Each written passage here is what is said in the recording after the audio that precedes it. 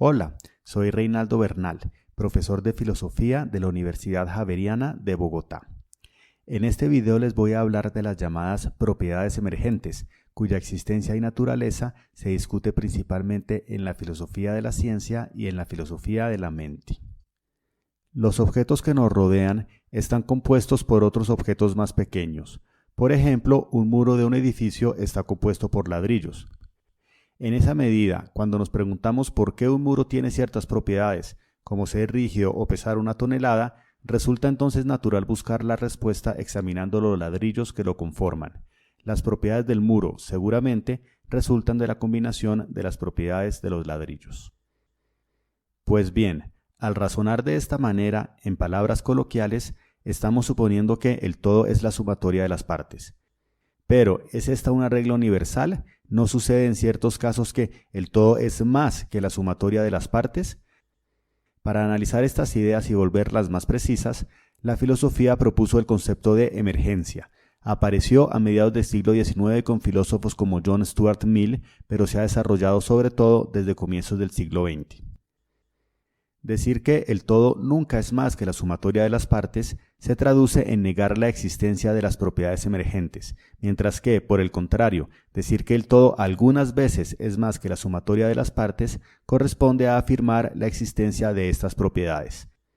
Antes de desarrollar un poco más el concepto de emergencia, veamos un ejemplo de propiedades que no son emergentes. Esto nos permitirá comprender mejor la diferencia frente a las otras. Pensemos en un edificio. Está compuesto por planchas, paredes, puertas, ventanas y otros elementos. Notemos dos cosas. Primero, que algunas propiedades del edificio, como su altura y el número de departamentos, resultan de las propiedades de algunos de sus constituyentes, las paredes, las planchas y las puertas. Dependiendo de la cantidad, forma y disposición de estos elementos, el edificio tiene una altura y un número de departamentos determinados. En segundo lugar, notemos que no es posible modificar la altura o el número de departamentos del edificio sin modificar las propiedades de esos constituyentes, es decir, sin modificar paredes, planchas o puertas. Dado lo anterior, está claro que esas propiedades del edificio, su altura y el número de departamentos, no son más que el agregado de propiedades de sus partes, no son, por lo tanto, propiedades emergentes. Ahora bien, como vimos, sostener la existencia de propiedades emergentes es afirmar que, en algunos casos, las propiedades de un todo no son simplemente el agregado de las propiedades de las partes. Sucede que esta afirmación puede entenderse en dos sentidos, uno llamado ontológico y otro llamado epistémico. Se dice que una propiedad P de un sistema es emergente en sentido ontológico, también llamado fuerte, cuando ésta no resulta de ninguna manera de la combinación de las propiedades de sus partes.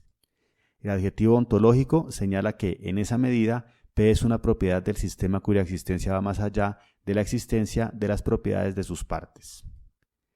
En contraste con la emergencia ontológica, se dice que una propiedad P de un sistema es emergente en sentido epistémico o débil cuando, si bien resulta de la combinación de las propiedades de sus partes, sucede que dicha combinación es muy compleja.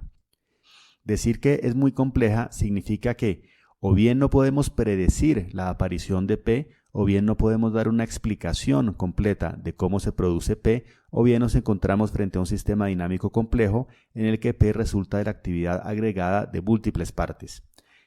El adjetivo epistémico señala que lo que hace particular a la propiedad P son cuestiones relacionadas con el alcance de nuestro conocimiento. En las ciencias naturales, casi siempre que se habla de emergencia se trata de la epistémica. En la filosofía se discute acerca de las dos formas de emergencia, pero la ontológica despierta un interés especial por sus implicaciones metafísicas. A continuación veamos un ejemplo de emergencia epistémica para luego abordar con mayor detenimiento la ontológica. Consideremos las llamadas células de convección. Cuando, por ejemplo, se calienta por debajo un recipiente que contiene un líquido, se producen corrientes en el líquido.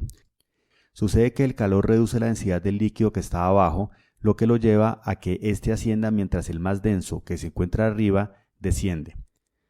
Estas corrientes producen sorprendentes patrones geométricos que pueden observarse sobre la superficie del líquido. Sucede que estos sistemas dinámicos son tan complejos que en la práctica es imposible predecir qué patrones se van a formar. Esos patrones clasifican entonces como propiedades epistémicamente emergentes. La existencia de propiedades emergentes en sentido epistémico no es una cuestión polémica. Hay casos que cumplen cabalmente con las condiciones que se definen. Pero con la emergencia ontológica la situación no es la misma. Los llamados reduccionistas sostienen que no existen propiedades ontológicamente emergentes. Para ellos, por complejo que sea un sistema, todas sus propiedades resultan de la combinación de las propiedades de las partes. Es más, dado que, según la física, todo sistema material está constituido por un conjunto de partículas elementales, los reduccionistas consideran que, a la postre, el mundo físico no es más que un conjunto de partículas elementales organizadas de determinada manera.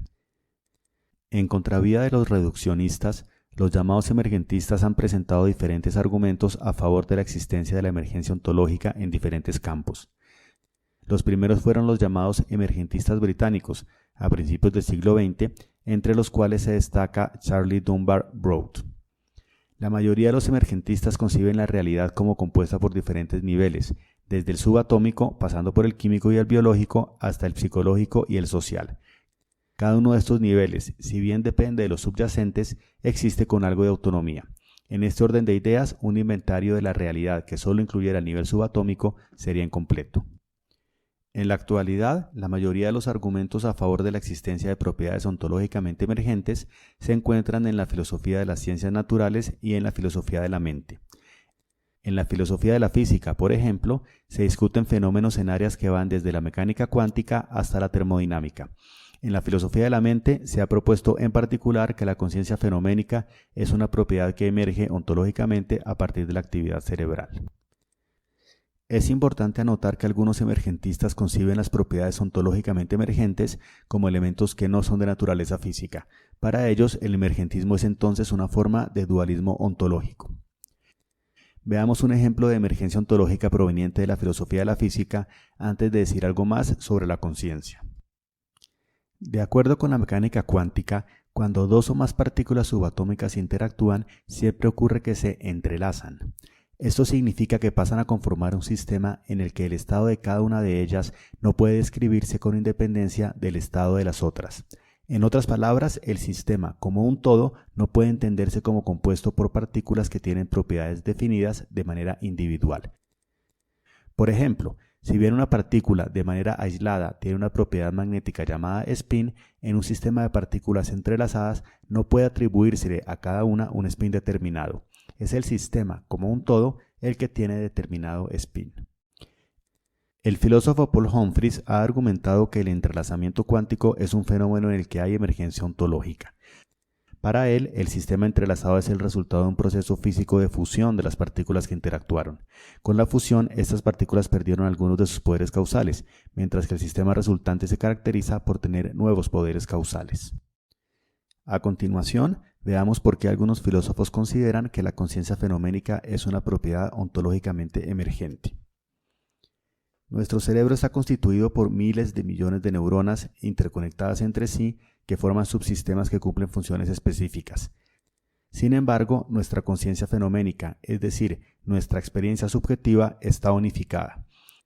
En condiciones normales, un ser humano constituye un único sujeto de experiencias que experimenta un mundo a su alrededor gracias a un flujo de experiencia en el cual confluyen percepciones y sensaciones de diferentes modalidades como la vista, el oído y el tacto. Nuestra conciencia parece ser entonces una propiedad de nuestro cerebro en su conjunto. Su unidad implica que no sea una sumatoria de otras conciencias individuales. Además, hay muy buenas razones para creer que ni las neuronas ni otros constituyentes básicos del cerebro son ellos mismos conscientes. Todos estos constituyentes tienen propiedades físicas y químicas que parecen ser de una naturaleza muy diferente de la naturaleza propia de la conciencia, por más que ésta resulte, de alguna manera, de la actividad cerebral.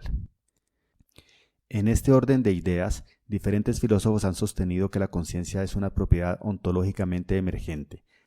Algunos, como David Chalmers, sostienen incluso que sería la única propiedad de este tipo que existe en nuestro mundo. Ahora bien, se debate si la conciencia es, en última instancia, una propiedad que pertenece al mundo material o una propiedad de otro tipo. Un argumento frecuente para sostener que una propiedad determinada P de un sistema S es ontológicamente emergente es que gracias a P el sistema S tiene poderes causales nuevos, es decir, que no resultan del agregado de los poderes causales que las partes de S tienen individualmente. Pues bien, el filósofo Jae-Won Kim presentó un argumento influyente contra la existencia de propiedades emergentes con poderes causales. En su versión más sencilla y presentado a través de un ejemplo, dice lo siguiente. Tomemos una primera propiedad neuronal P1 que sea un patrón de actividad en la corteza somatosensorial del cerebro, una segunda propiedad neuronal P2 que sea un patrón de actividad en la corteza motora del cerebro y que lleva a la contracción de determinado músculo, y una propiedad fenoménica E1 que sea una sensación de dolor en dicho músculo.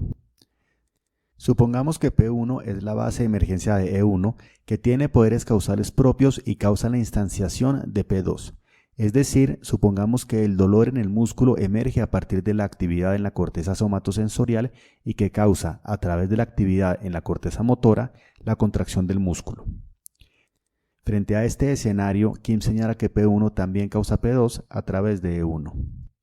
Parece entonces que P2 tiene dos causas, E1 y P1.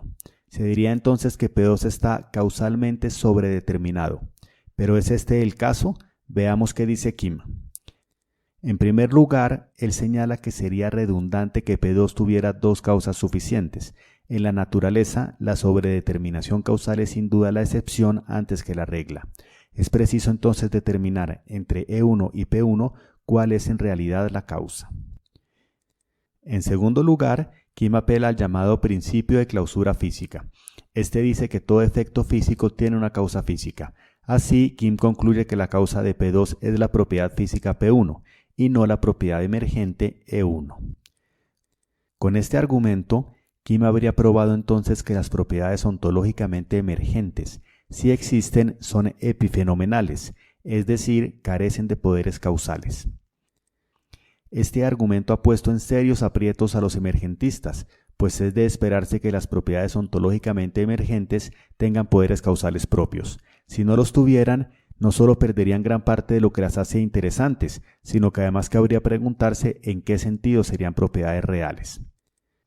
Se han propuesto diferentes salidas frente al argumento de Kim, que cuestionan en particular la manera en que él estaría concibiendo la causalidad que relaciona, por un lado, a E1 con P2 y, por otro lado, a P1 con P2. El debate sigue en curso. Mucho se ha debatido en las últimas décadas en diferentes áreas de la filosofía a propósito del reduccionismo y de la emergencia, y seguramente este debate continuará. Esperamos que este video les haya servido para comprender la cuestión en sus líneas generales. Muchas gracias por su atención.